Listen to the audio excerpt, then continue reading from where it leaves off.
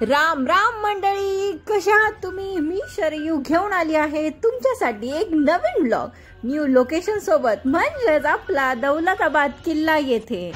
इथे जाऊन मी तिकीट काउंटरवरनं 25 रुपयाचं तिकीट खरेदी केलं, कारण मी भारतीय व्यक्ती आहे.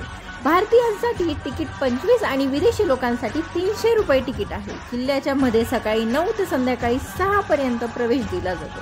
हा आहे महाकोट दरवाजा. तिकीट चेक करता तिथे.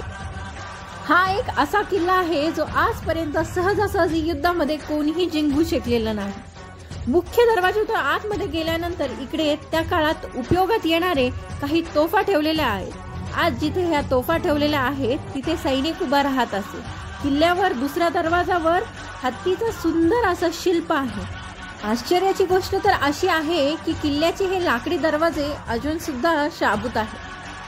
या दरवाजातून आतमध्ये गेल्यावर असं वाटतं की आपण किल्ल्यामध्ये आलो आहे, पण असं अजिबात नाही. अजून एक दरवाजा आहे.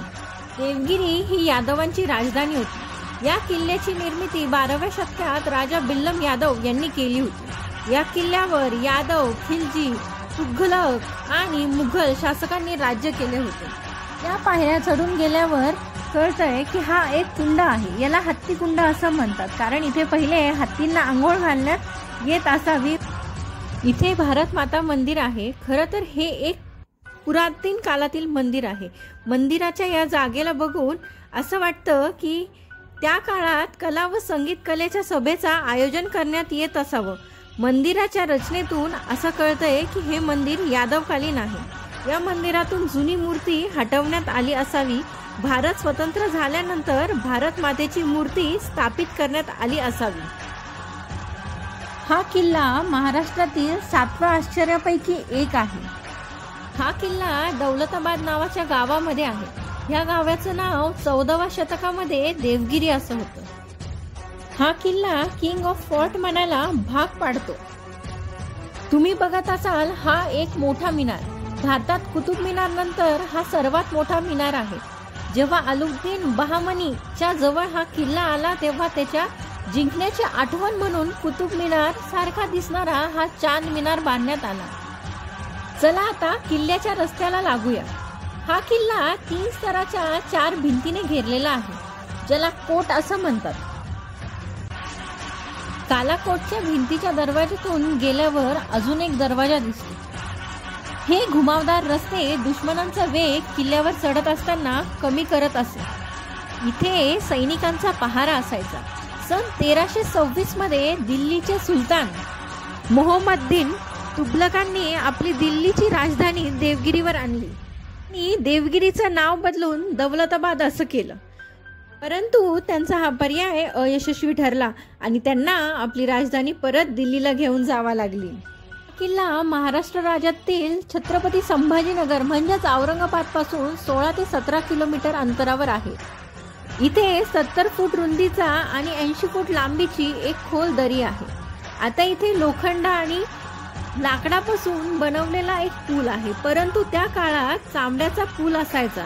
शत्रू जेव्हा किल्ल्यावर आक्रमण करायचे तेव्हा पूल ओढून घेतला जायचा. खाली दरीमध्ये मगर आणि साप असायचे.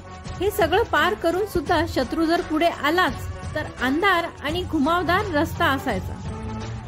पुढे जाऊन एक काका भेटले. त्या काकांनी आम्हाला किल्ल्याबद्दल अजून बरीचशी माहिती सांगितली. वरती पावन गणपतीचं मंदिर आहे. काका रोज तिथे पूजेसाठी येतात. समोर दिसणारा दरवाजा म्हणजे जाण्याचा एकमेव रस्ता आहे. समोर दिसणारा प्रकाश, लाईट अजिबात नसायचा. तेव्हा पूर्ण अंधार असायचा. इथून होते भूलभुलैयाची सुरुवात. इथे 2 दरवाजे दिसत आहेत. दुश्मन विचार करेपर्यंत शत्रूवर गरम पाणी किंवा तेल टाकलं जायचं. दिवसा पण या जागेवर अंधारच असायचा. अशा प्रकारे शत्रू या अंधाराच्या जागेतच भटकत राहायचा. इकडे शत्रू आल्यावर त्याला 2 दरवाजे दिसत असे वा अर्धे सैनिक दोन्ही दरवाजाने जात असे. दोन्ही रस्ते परत फिरून एकाच जागेवर येतात आणि एकाच सैन्याचे सैनिक आपले दुश्मन समजून एकमेकांसोबत लढत असे. ती पावन गणपती आणि अष्टकोनी 12 दरी महल आहे. मी तर अजून वर जाऊ शकत नाही. तुम्ही तुमच्या रिस्कवर जा, कारण की मला खूप थकल्यासारखं झालंय. या पायऱ्या चढून गेल्यावर एक तोफ ठेवली आहे, त्याला मेंढा तोफ असं म्हणतात, कारण पंचधातूने बनवलेला तिचा एक भाग मेंढाच्या तोंडासारखा आहे. तोफेवर लिहिलेला आहे किला शिखन तोफ, म्हणजेच किल्ला उद्ध्वस्त करणारा तोफ. इथे वर येऊन खूप छान दृश्य दिसत होतं.